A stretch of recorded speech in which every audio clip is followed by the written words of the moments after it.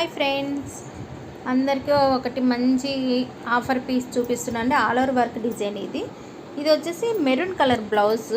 దీని మీద dark green, gold, silver కాంబినేషన్తో వర్క్ చేయడం జరిగింది. బోట్ నెక్ బ్లౌజ్ అనమాట. లెంత్ వచ్చేసి 15 ఇంచెస్ లెంత్. నెక్ వచ్చేసి 11 తీసుకున్నాము. మీకు కావాలంటే తగ్గించుకోవచ్చు, పైన తీసేసుకోవచ్చు అనమాట. నెక్ వచ్చేసి కింద కొంచెం వంపు వచ్చేసింది.